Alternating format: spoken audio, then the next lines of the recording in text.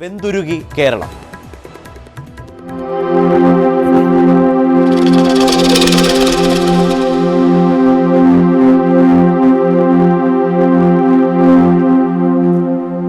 സംസ്ഥാനത്ത് പരക്കെ സൂര്യാഘാതം. തിരുവനന്തപുരം, പത്തനംതിട്ട ജില്ലകളിലായി 2 പേർ സൂര്യാഘാതമേറ്റു മരിച്ചു. വിവിധ ജില്ലകളിലായി 10 പേർക്ക് ഇന്ന് സൂര്യാഘാതമേറ്റു.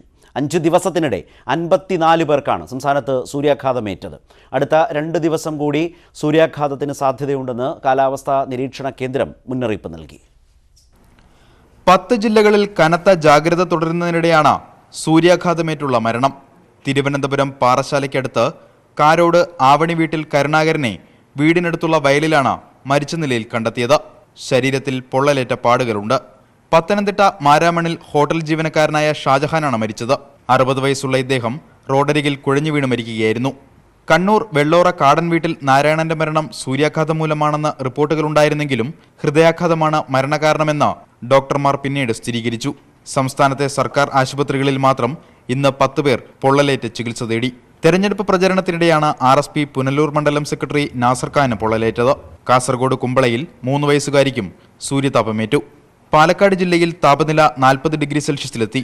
രാവിലെ 11 മുതൽ 3 മണിവരെ സൂര്യപ്രകാശം നേരിട്ട് ശരീരത്തിലേൽക്കുന്നത് ഒഴിവാക്കണമെന്ന് വിദഗ്ധർ പറയുന്നു. ഓരോ മണിക്കൂറും ഇടവിട്ട് നമുക്ക് വേർത്താലും വേർത്തില്ലെങ്കിലും നമ്മൾ ദാഹം തോന്നിയാലും തോന്നിയില്ലെങ്കിലും വെള്ളം കുടിക്കുക എന്നുള്ളത് വളരെ പ്രധാനപ്പെട്ട ഒരു കാര്യമാണ്. തലകറക്കമോ അല്ലെങ്കിൽ ഒരു പൊള്ളലേൽക്കുന്ന രീതിയിൽ നമുക്ക് സൂര്യാഘാതം വരുന്നു എന്നുള്ള സംശയമോ എന്തെങ്കിലും നമുക്ക് തോന്നിക്കഴിഞ്ഞാൽ ഏറ്റവും ആദ്യം ചെയ്യേണ്ടത് ഈ ആളെ നമ്മൾ തണലത്തേക്ക് മാറ്റി കിടത്തുക എന്നുള്ളതാണ്. എന്നിട്ട് സാധാരണ വെള്ളത്തില് ടവല് നനച്ച് ഇവരുടെ ശരീരത്തിലെ ഊഷ്മാവ് ഒന്ന് കുറയ്ക്കാനായിട്ട് നോക്കുക. 2 ദിവസം കൂടി സംസ്ഥാനത്ത് സൂര്യാഘാതത്തിന് സാധ്യതയുണ്ടെന്നാണ് മുന്നറിയിപ്പ്. കൊല്ലം, ആലപ്പുഴ, കോട്ടയം, എറണാകുളം, തൃശൂർ ജില്ലകളിൽ താപനില 3 മുതൽ 4 ഡിഗ്രി സെൽഷ്യസ് വരെ ഉയരും. കണ്ണൂർ, കാസർഗോഡ് ജില്ലകളിലും താപനിലയിൽ വർധനവുണ്ടാകും. കഴിഞ്ഞ 5 ദിവസങ്ങളിലായി 54 പേർക്കാണ് വിവിധ ജില്ലകളിലായി സൂര്യാഘാതമേറ്റത്. ബുധനാഴ്ച 15 പേരും വെള്ളി, ശനി ദിവസങ്ങളിൽ 20 പേരും സർക്കാർ ആശുപത്രികളിൽ ചികിത്സ തേടി. പകൽ സമയത്ത് പുറത്തിറങ്ങുമ്പോൾ കനത്ത ജാഗ്രത വേണമെന്ന് ആരോഗ്യവകുപ്പും മുന്നറിയിപ്പ് നൽകി. ന്യൂസ് 18 തിരുവനന്തപുരം. കോൺഗ്രസ് അധ്യക്ഷൻ രാഹുൽ ഗാന്ധി വയനാട്ടിൽ മത്സരിക്കുന്നതിൽ അനിശ്ചിതത്വം തുടരുകയാണ്. നാളെ ചേരുന്ന കേന്ദ്ര തെരഞ്ഞെടുപ്പ് സമിതിയിൽ തീരുമാനം ഉണ്ടാകുമെന്നാണ് പ്രതീക്ഷിക്കുന്നത്. സ്ഥാനാർത്ഥിത്വം തീരുമാനിക്കും മുമ്പ് ഇത് പരസ്യമാക്കിയ കേരള നേതാക്കളുടെ നടപടിയിൽ ഹൈക്കമാൻഡിന് അതൃപ്തിയുണ്ട്. വയനാട്ടിൽ മത്സരിക്കാൻ രാഹുൽ സമ്മതിച്ചു എന്നത് വസ്തുതാപരമായി ശരിയല്ലെന്ന് AICC സെക്രട്ടറി PC ചാക്കോ പറഞ്ഞു. കോൺഗ്രസിന്റെ ഇന്നിറങ്ങിയ 9ാം സ്ഥാനാർത്ഥി പട്ടികയിലും വയനാടില്ല.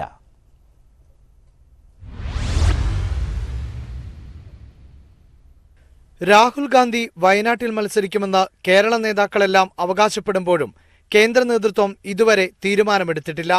നാളെ ചേരുന്ന കേന്ദ്ര തെരഞ്ഞെടുപ്പ് സമിതി രാഹുലിന്റെ സ്ഥാനാർത്ഥിത്വം ചർച്ച ചെയ്തേക്കും.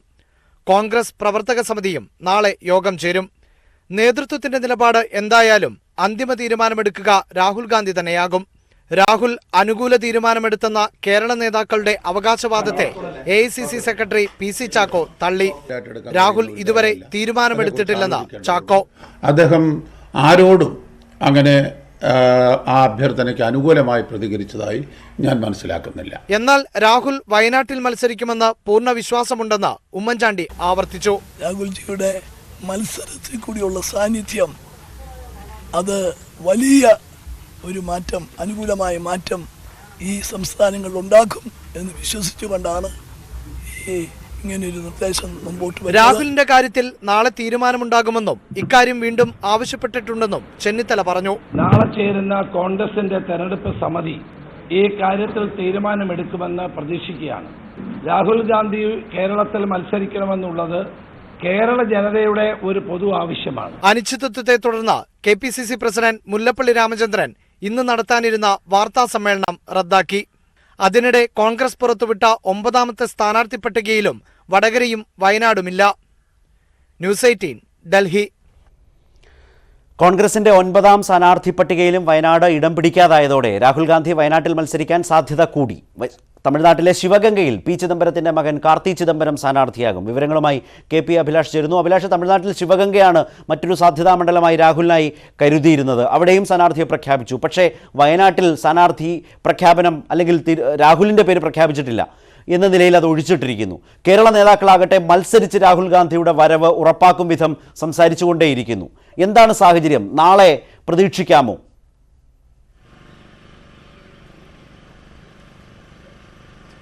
ശരത്ത്, നേരത്തെ തന്നെ കോൺഗ്രസ് നേതൃത്വം തീരുമാനിച്ചതാണ്. അതായത് അമേഠിക്ക് പുറമെ ദക്ഷിണേന്ത്യയിലെ ഏതെങ്കിലും ഒരു മണ്ഡലത്തിൽ നിന്നുകൂടി രാഹുൽ ഗാന്ധി ജനവിധി തേടണം എന്നുള്ളത്. കേരളം, തമിഴ്നാട്, കർണാടകം സംസ്ഥാനങ്ങളെയാണ് ഇതിനായി പരിഗണിച്ചിരുന്നത്.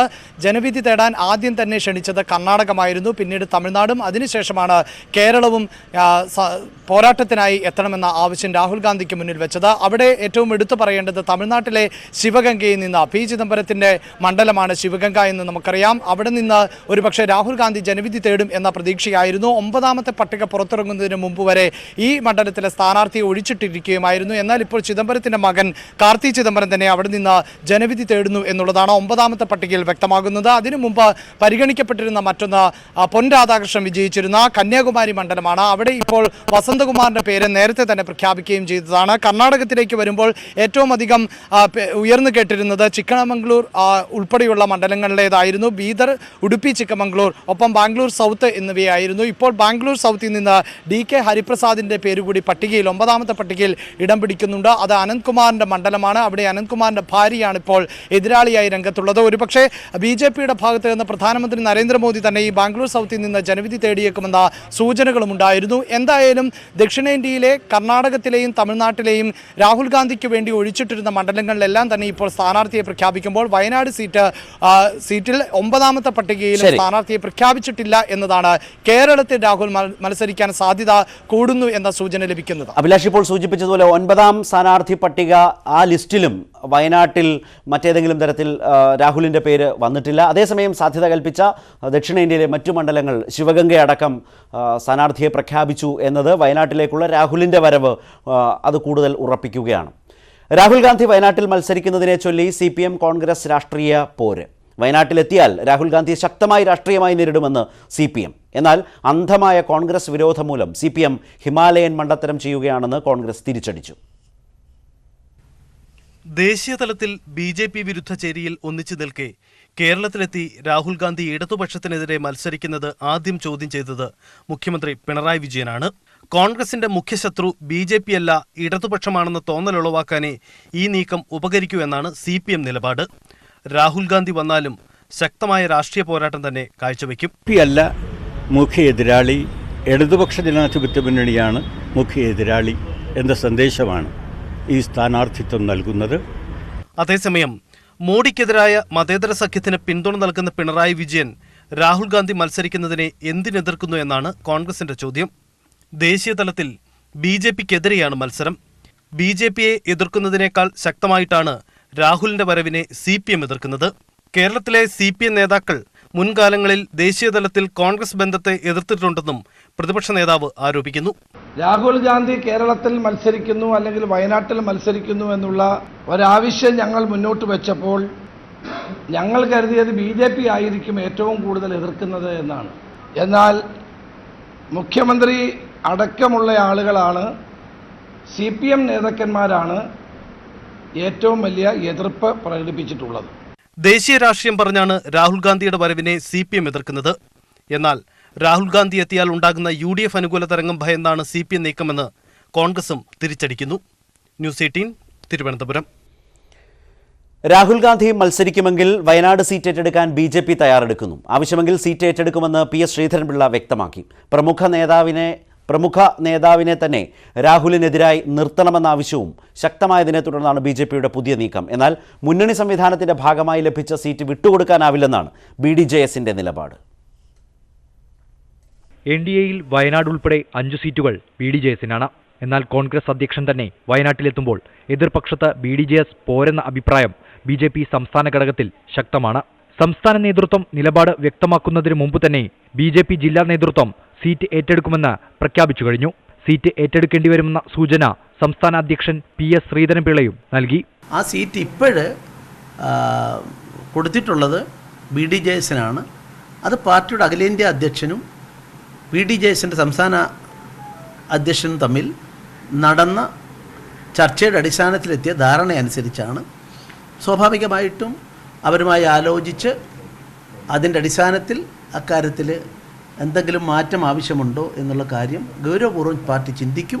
അമേഠിയിൽ രാഹുലിന്റെ എതിർ സ്ഥാനാർത്ഥിയായ സ്മൃതി ഇറാനി തന്നെ വയനാട്ടിലും മത്സരിക്കണമെന്ന ആവശ്യം പ്രവർത്തകർക്കിടയിൽ ശക്തമാണ്. എന്നാൽ മുന്നണി സംവിധാനത്തിന്റെ ഭാഗമായി ലഭിച്ച സീറ്റ് വെച്ചുമാറേണ്ട സാഹചര്യം നിലവിലില്ലെന്നാണ് BDJSന്റെ നിലപാട്.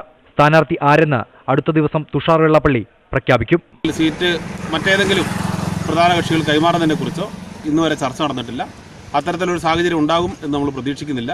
BDJSന്റെ സ്ഥാനാർത്ഥിയെ നാളെ സംസ്ഥാന അധ്യക്ഷൻ തുഷാർ വെള്ളാപ്പള്ളി പ്രഖ്യാപിക്കുന്നതാണ്. രാഹുൽ മത്സരിക്കുകയാണെങ്കിൽ വയനാട് ഏറ്റെടുത്ത് പകരം മറ്റേതെങ്കിലും സീറ്റ് BDJSന് നൽകാൻ BJP കേന്ദ്ര നേതൃത്വവും നിർദ്ദേശിച്ചേക്കും. ന്യൂസ് 18 വയനാട്. കേരളത്തിലെ സ്ഥാനാർത്ഥി നിർണയത്തെ വിമർശിച്ച് കോൺഗ്രസ് പ്രവർത്തക സമിതി അംഗം PC ചാക്കോ. ഗ്രൂപ്പ് അടിസ്ഥാനത്തിലുള്ള സീറ്റ് വീതം വെപ്പാണ് സംസ്ഥാനത്ത് നടന്നതെന്ന് ചാക്കോ ആരോപിച്ചു. ഇനിയും സ്ഥാനാർത്ഥി നിർണയം പൂർത്തിയാകാത്തത് നിരാശാജനകമാണെന്നും PC ചാക്കോ പറഞ്ഞു. ഉമ്മൻചാണ്ടിക്കും രമേശ് ചെന്നിത്തലയ്ക്കുമെതിരെയാണ് PC ചാക്കോയുടെ രൂക്ഷ വിമർശനം. മുതിർന്ന നേതാക്കൾ സീറ്റ് വീതം വെച്ചെടുത്തെന്ന ചാക്കോ. വയനാട്ടിൽ രാഹുൽ ഗാന്ധിയുടെ സ്ഥാനാർത്ഥിത്വം സംബന്ധിച്ച കേരള നേതാക്കളുടെ പ്രസ്താവനയും ഇതേ തുടർന്നുള്ള അനിശ്ചിതത്വവും അവസരമാക്കിയാണ് ചാക്കോ തുറന്നടിച്ചത്.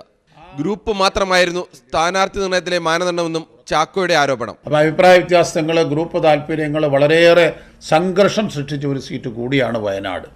അങ്ങനെയൊക്കെ അല്ലാതെ ആ സീറ്റ് ചർച്ചകൾ കുറെ കൂടെ ഭംഗിയായി കൊണ്ടുപോകാൻ നേതാക്കന്മാർ ശ്രമിക്കേണ്ടതായിരുന്നു. ഇപ്പോഴത്തെ സവിശേഷ സാഹചര്യത്തിൽ വിജയസാധ്യത നോക്കിയാണ് സ്ഥാനാർത്ഥികളെ നിശ്ചയിച്ചതെന്ന നേതാക്കളുടെ അവകാശവാദം ചാക്കോ തള്ളി. വയനാടും വടകരയും അടക്കമുള്ള സീറ്റുകളെ ചൊല്ലിയുണ്ടായ തർക്കത്തെയും ചാക്കോ വിമർശിച്ചു. അതായത് രണ്ട് സീറ്റുകളിലെ സ്ഥാനാർത്ഥി നിർണയം പൂർത്തിയാകാതിരുന്നു എന്നുള്ളത് ഒരു പോരായ്മ തന്നെയാണ്. എന്നാൽ സ്ഥിരമായി ഹൈക്കമാൻഡ് അക്കൗണ്ടിൽ സീറ്റ് ഉറപ്പിച്ചിരുന്ന ചാക്കോയ്ക്ക് ഇക്കുറി സീറ്റ് നിഷേധിക്കപ്പെട്ടതാണ് വിമർശനത്തിന് കാരണമെന്ന വിലയിരുത്തലാണ് കേരള നേതാക്കൾ. കൂടുതൽ നേതാക്കൾ വിമർശനവുമായി രംഗത്ത് വരുമോ എന്ന ആശങ്കയും ഇവർക്കുണ്ട്. Political bureau, news 18.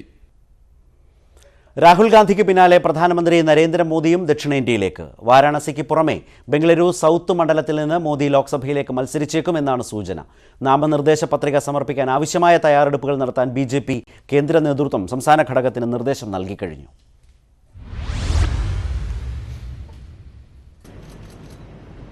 ദക്ഷിണേന്ത്യയിൽ BJPക്ക് ഏറ്റവും സംഘടനാ സ്വാധീനമുള്ള സംസ്ഥാനമാണ് കർണാടകം. കഴിഞ്ഞ ലോക്സഭാ തെരഞ്ഞെടുപ്പിൽ സംസ്ഥാനത്താകെയുള്ള 28 മണ്ഡലങ്ങളിൽ 17ലും തുണച്ച് BJPയെ ഒറ്റയ്ക്ക് അധികാരത്തിലെത്തിക്കുന്നതിൽ കർണാടകയും ചെറുതല്ലാത്ത പങ്കുവഹിച്ചു. എന്നാൽ ഇത്തവണ കാര്യങ്ങൾ വ്യത്യസ്തമാണ്. 2014 ത്രികോണ പോരാട്ടമാണ് സംസ്ഥാനത്തെ പല മണ്ഡലങ്ങളിലും സാക്ഷ്യം വഹിച്ചതെങ്കിൽ 2019 കോൺഗ്രസും JDSും സഖ്യമായാണ് മത്സരം. ഇരു പാർട്ടികളും ഒന്നിക്കുമ്പോൾ 22 സീറ്റ് വരെ വിജയിക്കാമെന്നാണ് നിയമസഭാ തെരഞ്ഞെടുപ്പിലെ കണക്കുകൾ വ്യക്തമാക്കുന്നത്. 2014 രാജ്യത്തിപ്പോൾ മോദി തരംഗമില്ല. അധികാരം നിലനിർത്തണമെങ്കിൽ സിറ്റിംഗ് സീറ്റുകളിൽ ജയം അനിവാര്യം. ഇതുകൂടി കണക്കിലെടുത്താണ് ഉത്തർപ്രദേശിലെ വാരാണസിക്ക് പുറമെ കർണാടകത്തിലെ ബംഗളൂരു സൗത്ത് മണ്ഡലത്തിൽ നിന്നുകൂടി മത്സരിക്കാൻ നരേന്ദ്രമോദി തയ്യാറെടുക്കുന്നത്. 91 മുതൽ BJP പ്രതിനിധിയെ മാത്രം പാർലമെന്റിലേക്ക് അയച്ച സുരക്ഷിത മണ്ഡലമാണ് ബംഗളൂരു സൗത്ത്. അടുത്തിടെ അന്തരിച്ച പാർലമെന്ററി കാര്യമന്ത്രി H. അനന്ത്കുമാറാണ് 96 മുതൽ മണ്ഡലത്തിൽ നിന്ന് ജയിച്ചിരുന്നത്. അനന്ത്കുമാറിന്റെ ഭാര്യ തേജസ്വിനിയെയാണ് സ്ഥാനാർത്ഥിയായി പരിഗണിച്ചിരുന്നെങ്കിലും ആദ്യ പട്ടിക വന്നപ്പോൾ ബംഗളൂരു സൗത്ത് പ്രഖ്യാപിച്ചിരുന്നില്ല. മോദി കർണാടകത്തിലേക്ക് വരുന്നതോടെ സംസ്ഥാനത്താകെ BJPക്ക് അനുകൂലമായ സാഹചര്യമുണ്ടാകുമെന്നാണ് പാർട്ടിയുടെ കണക്കുകൂട്ടൽ. നാമനിർദ്ദേശ പത്രിക സമർപ്പിക്കാൻ ആവശ്യമായ തയ്യാറെടുപ്പുകൾ നടത്താൻ BJP ദേശീയ നേതൃത്വം സംസ്ഥാന ഘടകത്തിന് നിർദ്ദേശം നൽകി. മോദി ബംഗളൂരുവിൽ വന്നേക്കുമെന്ന സൂചനകളുടെ അടിസ്ഥാനത്തിൽ ബംഗളൂരു സൗത്ത് മണ്ഡലത്തിലും ധാർവാഡ് മണ്ഡലത്തിലും കോൺഗ്രസ് സ്ഥാനാർത്ഥിയെ പ്രഖ്യാപിച്ചിട്ടില്ല. Election desk, news 18.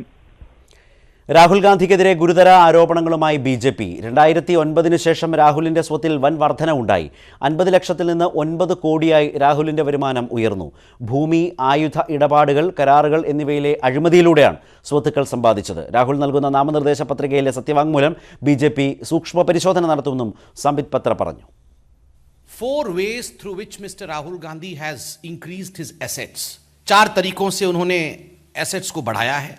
पाहवा के विषय में आपने देखा था कि land dealings, dubious land dealings हुई थी और पाहवा नामक व्यक्ति HL पाहवा, उसके विषय में हमने प्रेस कॉन्फ्रेंस किया था. दूसरा, फार्म हाउस, इसमें राहुल गांधी और उनकी बहन श्रीमती प्रियंका वाड्रा दोनों संलिप्त हैं. उस विषय में बताया जाएगा कि किस प्रकार उनके फार्म हाउस से पूरी तरह से करप्शन चलता था. സമാജ്വാദി പാർട്ടിക്ക് വേണ്ടി പ്രചാരണം നടത്തുന്ന പ്രമുഖരുടെ പട്ടികയിൽ പാർട്ടി സ്ഥാപകൻ മുലായം സിംഗ് യാദവ് ഇല്ല. അഖിലേഷ് യാദവ്, രാംഗോപാൽ യാദവ്, ഡിംപിൾ യാദവ് എന്നിവർക്ക് പുറമെ അസം ഖാനും ജയ ബച്ചനും പട്ടികയിലുണ്ട്. അഖിലേഷ് യാദവ് അസംഗഡിൽ നിന്ന് ജനവിധി തേടും. എസ്.പിയുടെ മുതിർന്ന നേതാവ് അസം ഖാനാണ് രാംപൂർ മണ്ഡലത്തിലെ സ്ഥാനാർത്ഥി. അതേസമയം ജമ്മുകശ്മീർ PDP നേതാവും മുൻ മുഖ്യമന്ത്രിയുമായ മെഹബൂബ മുഫ്തി അനന്ത്നാഗ് മണ്ഡലത്തിൽ നിന്ന് മത്സരിക്കാൻ തീരുമാനമായി. JNU വിദ്യാർത്ഥി യൂണിയൻ മുൻ പ്രസിഡന്റ് കനയ്യകുമാറിന്റെ സ്ഥാനാർത്ഥിത്വത്തിന് CPI ദേശീയ സെക്രട്ടേറിയറ്റ് അംഗീകാരം നൽകി. ബെഗൂസരായ് ലോക്സഭാ മണ്ഡലത്തിൽ നിന്ന് കനയ്യയെ മത്സരിപ്പിക്കാൻ ബീഹാർ ഘടകം നേരത്തെ തീരുമാനിച്ചിരുന്നു. RJD നേതൃത്വം നൽകുന്ന മഹാസഖ്യത്തോട് CPI സീറ്റ് ആവശ്യപ്പെട്ടിരുന്നെങ്കിലും അനുവദിച്ചില്ല. ഈ സാഹചര്യത്തിലാണ് ഒറ്റയ്ക്ക് മത്സരിക്കാൻ CPI തീരുമാനിച്ചത്. പത്തനംതിട്ടയിലെ BJP സ്ഥാനാർത്ഥി K. സുരേന്ദ്രൻ പ്രചാരണം തുടങ്ങി. സ്ഥാനാർത്ഥി പ്രഖ്യാപനത്തിന് ശേഷം ഇതാദ്യമായി മണ്ഡലത്തിലെത്തിയ സുരേന്ദ്രനെ പ്രവർത്തകർ ആവേശപൂർവ്വം വരവേറ്റു. മണ്ഡലത്തിൽ BJP അട്ടിമറി വിജയം നേടുമെന്ന് സുരേന്ദ്രൻ ന്യൂസ് 18നോട് പറഞ്ഞു.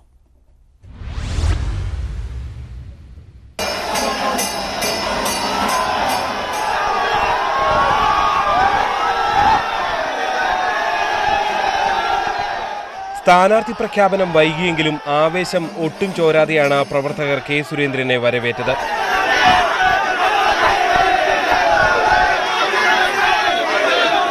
നൂറുകണക്കിന് BJP പ്രവർത്തകരും ജില്ലയിലെ നേതാക്കളും തിരുവല്ല റെയിൽവേ സ്റ്റേഷനിൽ സ്ഥാനാർത്ഥിയെ സ്വീകരിച്ചു. മണ്ഡലത്തിൽ അട്ടിമറി വിജയം നേടുമെന്ന് K. സുരേന്ദ്രൻ. പത്തനംതിട്ടയിൽ 100% വിജയപ്രതീക്ഷയാണ് ഞങ്ങൾക്കുള്ളത്.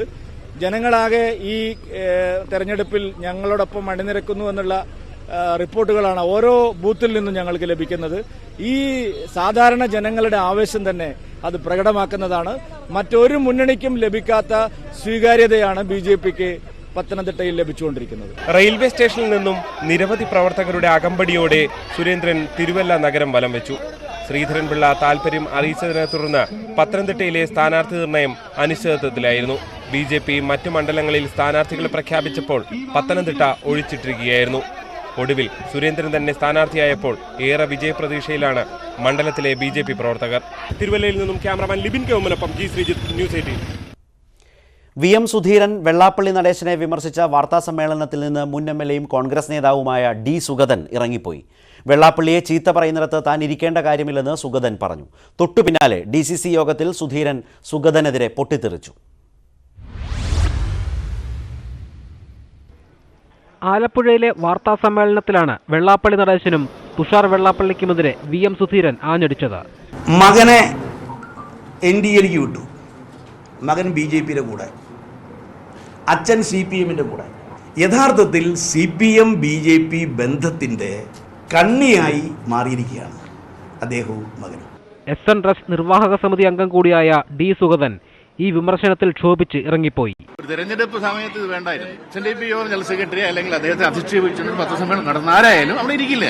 ഇറങ്ങിപ്പോക്കിനെ കുറിച്ച് സുധീരന്റെ പ്രതികരണം ഇങ്ങനെ: ഞാൻ അങ്ങനെ ഒന്നും ശ്രദ്ധിച്ചിട്ടേ ഇല്ല. തൊട്ടു പിന്നാലെ ചേർന്ന ആലപ്പുഴ DCC യോഗത്തിൽ D. സുഗതനെ മുന്നിലിരുത്തി സുധീരൻ പൊട്ടിത്തെറിച്ചു. പാർട്ടിയെ ഒറ്റുകൊടുക്കുന്ന ചില യൂദാസുകളുണ്ട്. CPMനെയും BJPയെയും സഹായിക്കുന്നവരാണ് ഇവരെന്ന് സുധീരൻ പറഞ്ഞു. വെള്ളാപ്പള്ളി വിഷയത്തിൽ സുധീരനും സുഗതനും ഇടയുന്നത് ഇതാദ്യമല്ല. KPCC അധ്യക്ഷനായിരിക്കെ VM സുധീരൻ ഇത്തരമൊരു തർക്കത്തിൽ D. സുഗതന് കാരണം കാണിക്കൽ നോട്ടീസ് നൽകിയിരുന്നു. വെള്ളാപ്പള്ളിയെ വിമർശിച്ച DCC പ്രസിഡന്റ് AA ഷുക്കൂറിനെതിരെ സുഗതൻ പരസ്യ വിമർശനം നടത്തിയതാണ് അന്ന് സുധീരനെ പ്രകോപിപ്പിച്ചത്. News desk, news 18. തെരഞ്ഞെടുപ്പ് പ്രചാരണങ്ങൾക്കിടയിലെ ആഘോഷങ്ങളും മറ്റൊരു പ്രചാരണ വേദിയാണ്. എറണാകുളത്തെ രാജസ്ഥാൻ സ്വദേശികൾക്കൊപ്പം ഹോളി ആഘോഷത്തിനെത്തിയ അൽഫോൺസ് കണ്ണന്താനം നാട്ടിലും മറുനാട്ടിലും BJPക്ക് വോട്ട് ചെയ്യണമെന്നാവശ്യപ്പെട്ടാണ് മടങ്ങിയത്. ഹോളി ആഘോഷിക്കാൻ നാട്ടിലേക്ക് പോകാൻ കഴിയാതിരുന്ന രാജസ്ഥാൻ സ്വദേശികൾ അവധി ദിവസമായ ഞായറാഴ്ചയാണ് ആഘോഷമൊരുക്കിയത്. നിറങ്ങൾ വാരി വിതറി, നിറക്കൂട്ടുകൾ വാരിപ്പൂശി, നൃത്തം ചവിട്ടിയായിരുന്നു ആഘോഷം. വളരെ സന്തോഷമുണ്ട്. കേരളത്തിലെ അടിപൊളി ഹോളി ആഘോഷമുണ്ട്. ഇങ്ങനത്തെ ആഘോഷം അടിപൊളി എല്ലാ വർഷവും കൂട്ടിക്കൂട്ടി വരുന്നത്. വളരെ സന്തോഷം. കേരള അടിപൊളി ഹോളി ആഘോഷം നോർത്ത് പോലത്തെ.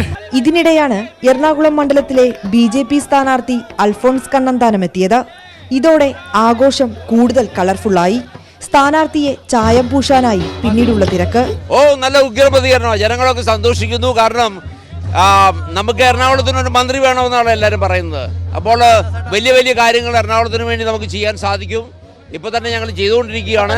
അതിന് ഇപ്പൊ തന്നെ ഞാൻ കേന്ദ്രമന്ത്രിയാണ്. അത് തുടരാൻ വേണ്ടി എനിക്കിനി പാർലമെന്റ് സമയമുണ്ടെങ്കിൽ തന്നെ ലോക്സഭയിലേക്ക് വരുവാണെങ്കിൽ വളരെ നല്ല വലിയ കാര്യങ്ങൾ ചെയ്യാൻ സാധിക്കും. നല്ല എന്തൂസിയാസമാണ് ജനങ്ങൾക്ക്, നല്ല ആവേശമാണ്. പ്രചാരണങ്ങൾക്ക് നല്ല പ്രതികരണമാണ് ലഭിക്കുന്നതെന്നും വിജയം ഉറപ്പാണെന്നും അൽഫോൺസ് കണ്ണന്താനം. എറണാകുളം മഹാരാജാസ് കോളേജ് ഗ്രൗണ്ടിലായിരുന്നു ആഘോഷം. തെരഞ്ഞെടുപ്പ് പ്രചരണത്തോടൊപ്പം തന്നെ ആഘോഷങ്ങളിൽ പങ്കെടുക്കാനും സ്ഥാനാർത്ഥികൾ ശ്രമിക്കുന്നുണ്ട്. എറണാകുളം മണ്ഡലത്തിലെ BJPയുടെ സ്ഥാനാർത്ഥിയായ അൽഫോൺസ് കണ്ണന്താനം രാജസ്ഥാനിലെ പ്രവാസികളോടൊപ്പമാണ് ഹോളി ആഘോഷിച്ചത്. കൊച്ചിയിൽ നിന്ന് ക്യാമറാമാൻ ഷിജോ എം ജെയിംസിനോടൊപ്പം വിനീത വിജി, ന്യൂസ് 18. പാലക്കാട് ചെർപ്പളശ്ശേരി പീഡനക്കേസിലെ പ്രതി പ്രകാശനെ 14 ദിവസത്തേക്ക് റിമാൻഡ് ചെയ്തു. പ്രതിയെ കൂടുതൽ ചോദ്യം ചെയ്യുന്നതിനും തെളിവെടുപ്പിനുമായി പോലീസ് പിന്നീട് കസ്റ്റഡി അപേക്ഷ നൽകും. അതേസമയം സംഭവത്തിന് പിന്നിൽ ഗൂഢാലോചനയുണ്ടെന്നും CPMനെ മനഃപൂർവ്വം അപമാനിക്കാനുള്ള ശ്രമമാണെന്നും മന്ത്രി AK ബാലൻ പറഞ്ഞു. CPM ചെർപ്പളശ്ശേരി ഏരിയ കമ്മിറ്റി ഓഫീസിൽ വെച്ച് പീഡനത്തിനിരയായി എന്ന യുവതിയുടെ പരാതിയിൽ അറസ്റ്റിലായ പ്രതി പ്രകാശിനെ ഏപ്രിൽ 6 വരെയാണ് റിമാൻഡ് ചെയ്തത്. ഒറ്റപ്പാലം മജിസ്ട്രേറ്റ് അവധിയിലായതിനാൽ പട്ടാമ്പിയിലാണ് പ്രതിയെ ഹാജരാക്കിയത്. ഇയാളെ ഒറ്റപ്പാലം സബ് ജയിലിലേക്ക് മാറ്റി. പ്രകാശിനെ കൂടുതൽ ചോദ്യം ചെയ്യുന്നതിനും തെളിവെടുക്കുന്നതിനുമായി പോലീസ് പിന്നീട് കസ്റ്റഡി അപേക്ഷ നൽകും. യുവതിയുടെ മൊഴിയിലെ അവ്യക്തത മൂലം പീഡനം നടന്ന സ്ഥലത്തെക്കുറിച്ചും അവ്യക്തത തുടരുകയാണ്. പാർട്ടി ഓഫീസിൽ പോയിട്ടില്ലെന്ന മൊഴിയിൽ പ്രതി ഉറച്ചു നിൽക്കുന്നു. ഇപ്പോൾ ആശുപത്രിയിൽ ചികിത്സയിലുള്ള യുവതിയുടെ ആരോഗ്യസ്ഥിതി മെച്ചപ്പെട്ടതിന് ശേഷം പോലീസ് വീണ്ടും മൊഴിയെടുക്കും. അതേസമയം ചെറുപ്പളശ്ശേരി പീഡനം പാർട്ടിയെ മനഃപൂർവ്വം അപമാനിക്കാനുള്ള ശ്രമമാണെന്ന് മന്ത്രി AK ബാലൻ ആരോപിച്ചു. ഇതിനു പിന്നിലെ ഗൂഢാലോചന പറയേണ്ട സമയത്ത് പുറത്തു പറയുമെന്നും അദ്ദേഹം വ്യക്തമാക്കി. അപ്പോൾ ഇലക്ഷനെ മുന്നിൽ കണ്ടുകൊണ്ട് ഞങ്ങളുടെ പ്രിയപ്പെട്ട സ്ഥാനാർത്ഥിക്കെതിരായി മറ്റ് ഒരു രൂപത്തിലുമുള്ള ആരോപണങ്ങൾ ഉന്നയിക്കാൻ പറ്റില്ല. അപ്പം ജനങ്ങളുടെ മനസ്സിൽ അനാവശ്യമായിട്ടുള്ള ഒരു അവമതിപ്പുണ്ടാക്കാൻ ബോധപൂർവ്വം ഉണ്ടാക്കുകയാണ്. പ്രതിയുടെ DNA പരിശോധനാ ഫലം കൂടി കിട്ടിയ ശേഷമാകും അന്വേഷണത്തിന്റെ അടുത്ത ഘട്ടം പോലീസ് തീരുമാനിക്കുക. ന്യൂസ് 18 പാലക്കാട്.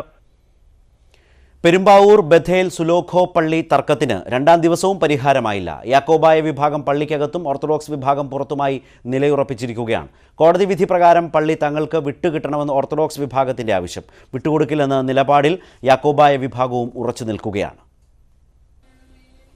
അകത്തു നിന്നും പള്ളി പൂട്ടി 20ഓളം യാക്കോബായ വിശ്വാസികൾ പള്ളിക്കുള്ളിൽ. പള്ളിയിൽ കയറാനുള്ള ശ്രമം ചെറുത്തതോടെ 15 ഓർത്തഡോക്സ് വിശ്വാസികളും വൈദികനും പള്ളി വരാന്തയിൽ.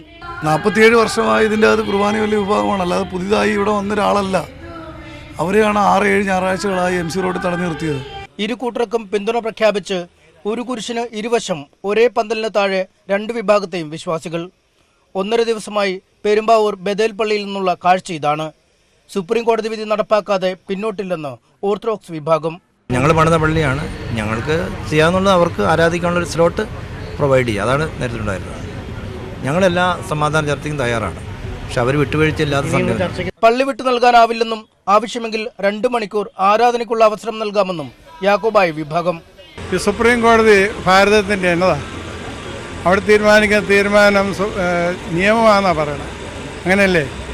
പിന്നെ ഞാൻ പറയാതെ നിങ്ങൾക്ക് അറിയാമല്ലോ, അതങ്ങനെയാണ്. പിന്നെ കോടതിയിൽ പോകേണ്ട ആവശ്യമില്ല. ജില്ലാ ഭരണകൂടവും പോലീസും ഇരു വിഭാഗങ്ങളുമായി ചർച്ച നടത്തിയെങ്കിലും തീരുമാനമായില്ല. പ്രവർത്തകർ തമ്മിൽ ഇടയ്ക്കിടെ ഉണ്ടാവുന്ന കയ്യാങ്കളിയും വാക്കുതർക്കവും പോലീസിനും തലവേദനയാണ്. ന്യൂസ് 18 കൊച്ചി.